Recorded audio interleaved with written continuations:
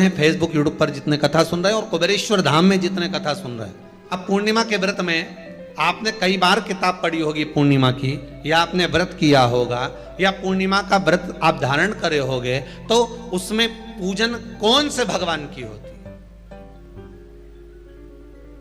पूर्णिमा के व्रत में किस भगवान की पूजन होती है? तो कहा पूर्णिमा के व्रत में केले के खंभ लगाकर पूर्णिमा का जो अध्यापन होता है, पूर्णिमा की जो पूजन होती है, उस पूजन में शंकर और पार्वती की पूजन की जाती है, शिव और नारायण की पूजन करी जाती है, शंकर और पार्वती का स्मरण किया। किसकी पूजन होती है? शिव पार्वती। शंकर और पार्वती का पूजन क्यों करा जाता है पूर्णिमा के व्रत में? क्योंकि शिव और माता पार्वती ही केवल एक ऐसे हैं जिन्होंने अपूर्ण लक्ष्मी को भी पूर्ण बना दिया था। किसको पूर्ण बनाया है? लक्ष्मी।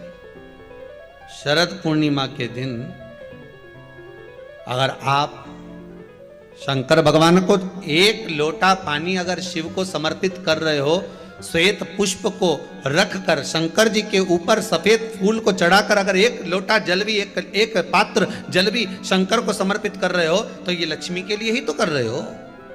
और भगवान शंकर जान गए कि आज भगवान नारायण ने लक्ष्मी जी को अपूर्ण कहा है।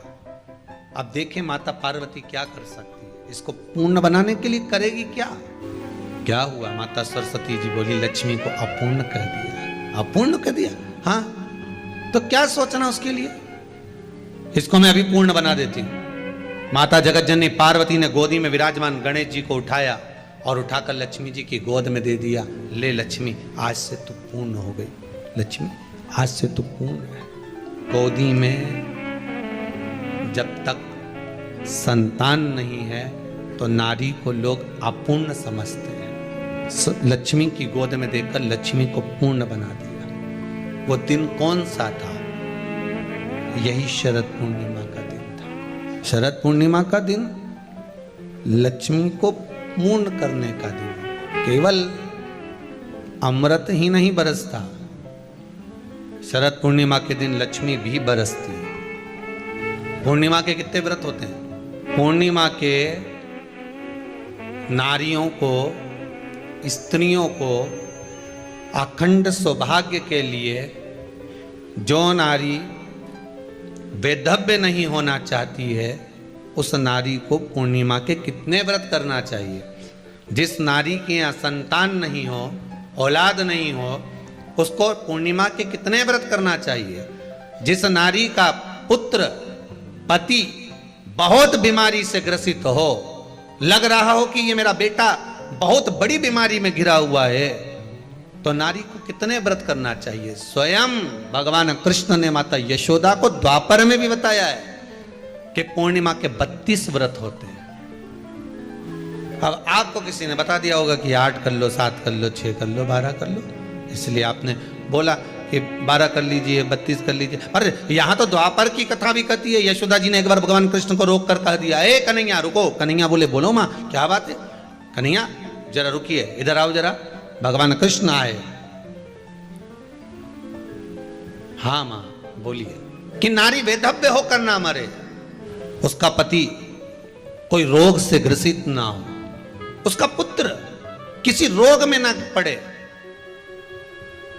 अरे भाई कितना सुंदर संवाद लिखा है। अगर किसी माता का पुत्र मान लो किसी नशे में डूबा हुआ है, कोई नशा कर रहा है और गलत नशा है, आपको लग रहा है कि ये नशे में डूबा हुआ है, आपको लग रहा है कि ये गलत जगह पर डूब गया है, आपको लग रहा है कि मदिरापान में, मांसाहार में, या अधिक गांजा आदि जो भी नशे होते हैं, जितने भी नशे, उसमें डूब चुका है। और माँ उसको समझा रही है, तू नशे में मत डूब, तू इस काम को मत कर, तू ये गलत कर्म मत कर।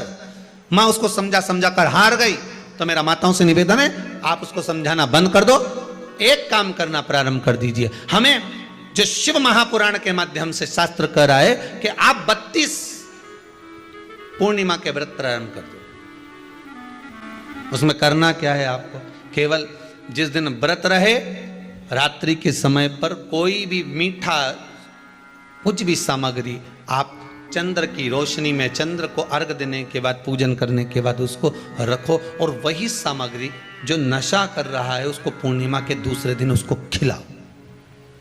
आप धीरे धीरे खिलाना चालू करेंगे, जिस नशे में वो डूबा हुआ उस नशे से वो छूटना प्रारंभ हो जाएगा। 2 पूर्णिमा व्रत करके तो देखो, तीसरे में तुम्हें जरूरत ही नहीं पड़े, धीरे धीरे आप रूप वो छूटना प्रारंभ हो जाएगा।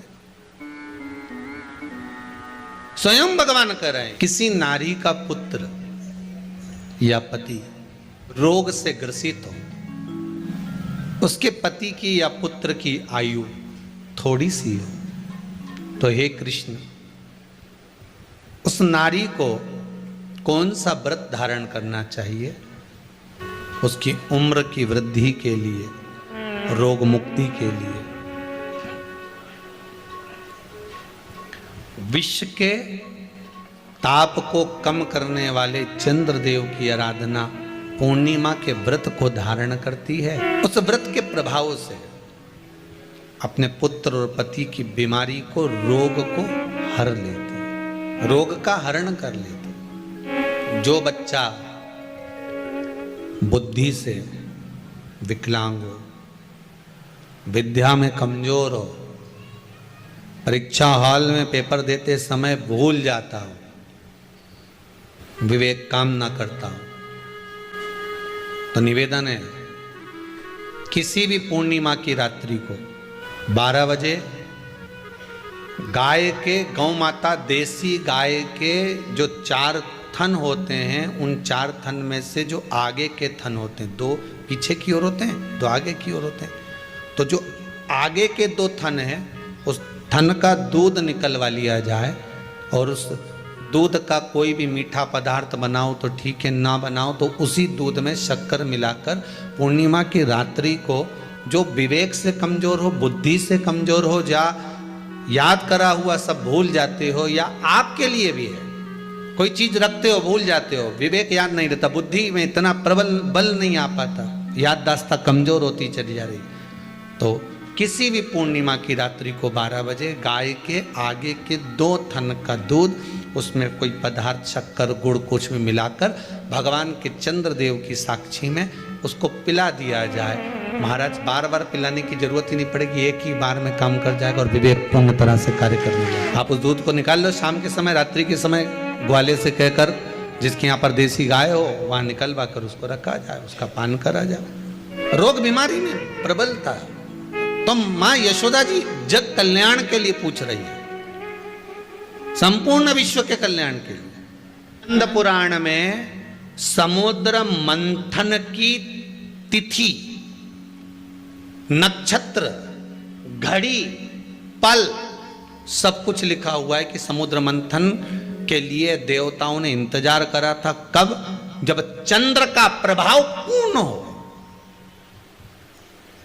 जब चंद्र का प्रभाव पूर्ण होगा तब जो मंथन होगा, उस मंथन का जो सुख होगा वो जीवन को आनंद दे जाएगा।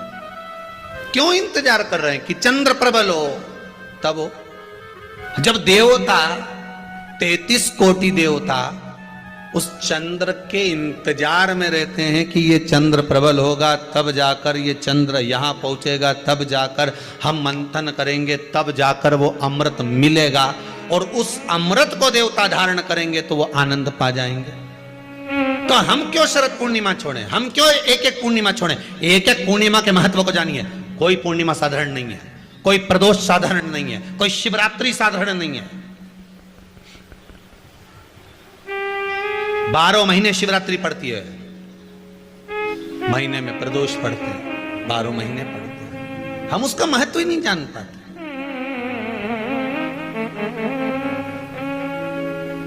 कौन से प्रदोष पर क्या करना है, कौन सी पूर्णिमा को क्या धारण करना है, कौन सी शिवरात्रि पर।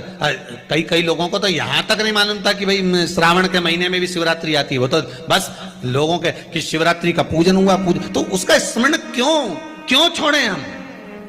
अगर ये वेद और शास्त्र ब्राह्मणों को दिए गए हैं, ये वेद और शास्त्र विद्वज्जन को दिए गए हैं, तो इसका स्मरण होना चाहिए कि हम निकालकर जनमानस तक ये चीज पहुंचाएं कि हमें इस दिन ये पूजन करना है, उसका स्मरण होना चाहिए। भगवान कृष्ण से यशोदा जी ने पूछा तो भगवान कृष्ण ने कहा, मां, पूर्णिमा का व्रत अगर नारी 32 पूर्णिमा धारण कर लेती है तो वो नारी बेधव्य होकर नहीं जाती। पर आप लोग व्रत जो करते हो ना, जो भी व्रत आप लोग उठाते हो, सोमवार का व्रत जैसे किसी माता जी ने उठा लिया और वो उठाने के बाद, हम तो शादी नहीं हुई थी ना जब भी सोमवार व्रत करते थे, अब शादी हो गई अभी भी हम सोमवार का व्रत कर रहे हैं, करे जा रहे हैं, करे जा रहे हैं, करे जा रहे हैं, पर उसका कोई उद्यापन नहीं करा, कोई संकल्प नहीं लिया गया कि मैं 5 करूंगी कि 16 करूंगी कि 25 करूंगी कि 31 करूंगी कि 21 करूंगी। इसलिए पूर्णिमा व्रत का विधान में कहा गया कि 32 पूर्णिमा का पहला संकल्प होना चाहिए, उसके बाद आपकी 32 पूरी हो जाए फिर आप दूसरे और व्रत कर लो, फिर 32 कर लो, फिर 32 कर लो, पर उसमें पूर्णता का भाव। कोई भी व्रत आप करो, उस व्रत का एक संकल्प, एक नियम कि मैं इतने व्रत करूंगी, ये मेरा नियम। जैसे नवरात्रि के 9 दिन मैंने करे, व्रत धारण करे, 10वें दिन उसको छोड़ दिया। अब तुम तो सोच कर बैठी कि ये मैं 9 दिन धारण कर लूंगी न, एक दिन बाद एकादशी पड़ रही है तो 10वें के दिन कौन छोड़े, दशहरे का भी व्रत ये भी कर लूँ, 11 भी पूरी कर लूँ, उसके बाद प्रदोष भी कर लूँ, और प्रदोष के बाद में मैं फिर जो द्वादशी पड़ी 12 पड़ी वो कर कुरा के इसके बाद ही छोड़ूंगी मैं तो व्रत। तो भगवान भी मन में सोच रही है एक को तो निपटा ले पहले, जो मामा जी आया है इनके अच्छे से खिला पिला ले, नवरात्रि में देवी जी आई हैं, पहले इनके 9 व्रत पूरे कर कर पहले इनको विदा कर ले, उसके बाद अगला व्रत कर लेना 11 का, एकादशी का। पर कई चतुर, कई विद्वान बस चालू हुए तो फिर सीधे पूर्णिमा तक ही रोकूंगी, अब तो करे जाऊंगी, करे जाऊंगी, करे जाऊंगी। थोड़ा सा जिस व्रत को उठाया गया, जिस व्रत का नियम लिया गया है, उस व्रत का प्रदान कर कर फिर उसको थोड़ा सा भाग प्रदान कर कर हमने ये व्रत पूर्ण कर लिए। भगवान हमारा ये व्रत आपकी कृपा से, हे विश्वनाथ, हे शंभु, हे त्रिकालदर्शी, हे कैलाशी, मेरी 26 एकादशी आज पूर्ण आपकी कृपा से हुई है, इसलिए मैं उद्यापन कर रही हूं, आपकी कृपा से कर रही हूं, उसके बाद फिर उठाऊंगी, फिर कर लूंगी, पर आज मैंने पूर्णता का भाव लिया। भजन में कोई कमी नहीं होना चाहिए, स्मरण में कोई कमी नहीं होना चाहिए। आप व्रत कर रहे हो, लगातार कर रहे हो, तो थोड़ा सा एक उद्यापन व्रत में जरूरी है। उद्यापन नहीं करो तो किसी विद्वान ब्राह्मण को घर में बुलाकर अभिषेक पूजन करा लो, उसको भोजन करा दो, दक्षिणा आदि प्रदान कर कर उसको विदा कर दो, उसमें भी सुख का भाग। कितनी पूर्णिमा जम के बोल दो, 32 पूर्णिमा। कौन कर रहे हैं? भगवान कृष्ण। किसको कर रहे हैं? माता यशोदा मैया को कृष्ण ने जो कहा उस पर संशय खड़ा हो गया। जब संशय खड़ा होता है तो व्यक्ति पूछता है, तुम वहां गए थे, तुम्हें कोई फायदा हुआ?